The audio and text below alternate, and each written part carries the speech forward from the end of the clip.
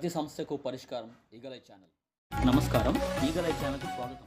గత 140 సంవత్సరాలుగా భారతదేశం మరియు బర్మా, ప్యారిస్ లాంటి దేశాలలో కూడా విజయవంతంగా ప్రదర్శించిన సురభి నాటకాలను శ్రీ భానోదయ నాట్య మండలి పల్లగుట్ట హైదరాబాద్ వారిచే స్థానిక కళాభారతి ఆడిటోరియంలో ఈ నెల 29 నుండి జూలై 5వ తేదీ వరకు ఉచితంగా ప్రదర్శించబడునని వ్యవస్థాపకులు సీనియర్ జర్నలిస్ట్ నాగబోయిన నాగేశ్వరరావు మరియు రంగసాయి నాటక గ్రంథాలయ వ్యవస్థాపకులు బాదంగిరి సాయిలు బీజే ప్రెస్ క్లబ్లో నిర్వహించిన మీడియా సమావేశంలో తెలియజేశారు. ఈ సమావేశంలో వారితో పాటు వర్రే నాంచారయ్య, ప్రముఖ రంగస్థల నటులు శివజ్యోతి, రమేష్ యాదవ్, రచయిత రవి బ్రహ్మ తదితరులు పాల్గొన్నారు.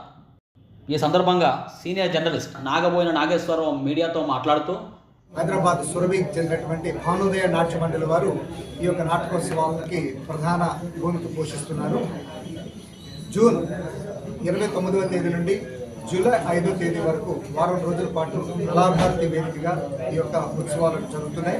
మొదటి రోజు అంటే రేపు 29వ తేదీన మాయాబజార్ నాటకంతో ఉత్సవాలు మొదలవుతున్నాయి. సాయంత్రం 6:30 గంటలకు ఉత్సవాలు ప్రారంభమవుతాయి. ప్రతిరోజు సాయంత్రం 6:30 గంటలకు నాటకం ఉంటుంది. ఇది ప్రవేశం ఉచితం. గతంలో ఎప్పుడు కూడా ఇటువంటి ప్రయత్నం చేయలేదు. మనం టికెట్ డ్రామా మనం వేయడం జరిగింది. కానీ ఈసారి భానోదయ నాట్య మండలి వారు ఉచితంగా వేయడానికి ముందుకు వచ్చారు. ఎందుకంటే ప్రజలే పోషకులు కావాలని, ప్రజల నుంచే వారికి విరాళాలు రావాలనేటువంటి సదుద్దేశంతో టికెట్ లేకుండా ఈ యొక్క నాటకోత్సవాలు నిర్వహిస్తున్నాం. ఇది కూడా మాకు పెద్ద కొత్త ప్రయత్నం అని చెప్పవచ్చు. రెండవ రోజు 30వ తేదీన భక్త ప్రహ్లాద, జూలై 1వ తేదీన 3వ రోజు లవకుశ, 2వ తేదీన భూకైలాస్, 3వ తేదీన పాతాళ భైరవి, 4వ తేదీన శ్రీకృష్ణ లీలలు, చివరి రోజు శుక్రవారం నాడు 5వ తేదీన మరలా మాయాబజార్ నాటకంతో ఈ ఉత్సవాలు పూర్తవుతాయి. ఇది చాలా అద్భుతమైనటువంటి సురభి ఉత్సవాలు కాబట్టి ఇప్పటి వరకు రంగసాయి నాటక సంఘం సురభికి సంబంధించి 100 నాటకాలు వేయడం జరిగింది. 6 నెలల క్రితం ఘంటసాల నాటకంతో 100 పూర్తయ్యాయి. ఇది 101 నుంచి మొదలవుతుంది అనమాట.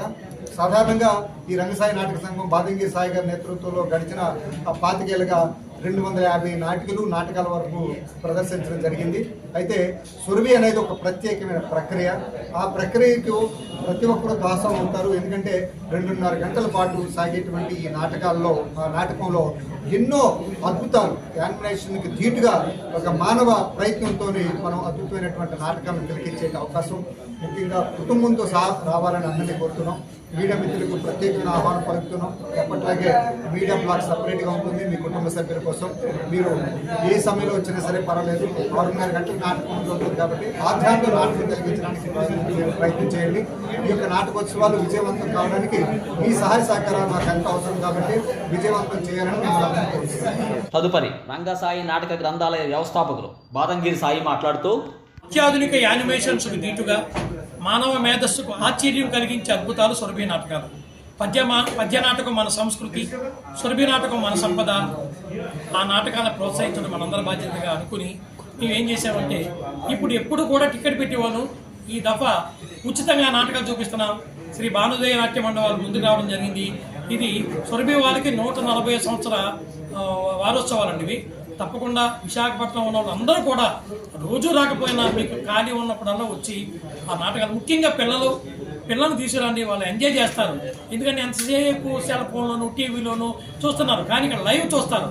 ఆ లైవ్ చూసి వాళ్ళు నాటకం అయిపోయిన తర్వాత వాళ్ళ వెనకాలకి వెళ్ళి వాళ్ళతో మాట్లాడితే నిజంగా అదొక అద్భుతం అండి. నిజంగా నేను వాళ్ళతో ఇప్పటికే 100 నాటకాలు వేశాను కాబట్టి నాకు వాళ్ళతో నాటకాలు వేశాను కూడా. వాళ్ళు బెంగళూరులో వాళ్ళతో కూడా నాటకం వేయడం జరిగింది.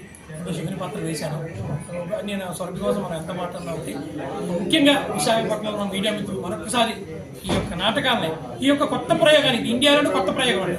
అంటే ఎవరికి డబ్బులు ఇవ్వక్కర్లేదు, ప్రేక్షకులు డబ్బులు ఇవ్వక్కర్లేదు, ఆర్గనైజర్లు డబ్బులు ఇవ్వక్కర్లేదు, థియేటర్కి డబ్బులు ఇవ్వకుండా వాళ్ళు డబ్బులు తీసుకోవాలి. ఎలాగంటే ఇది ఒక కొత్త ప్రయోగం. నాకు వచ్చిన ఒక ఆలోచన, దాన్ని వాళ్ళు ముందుకు వచ్చారు. అలాగే సార్ మీకెందుకు వచ్చింది ఆలోచన చేయండి అన్నారు. ఇంకో మాట అన్నారు, ఇక్కడ సక్సెస్ అయితే ఇంకా మా జీవితాంతం మిమ్మల్ని రుణపడి ఉంటామండి.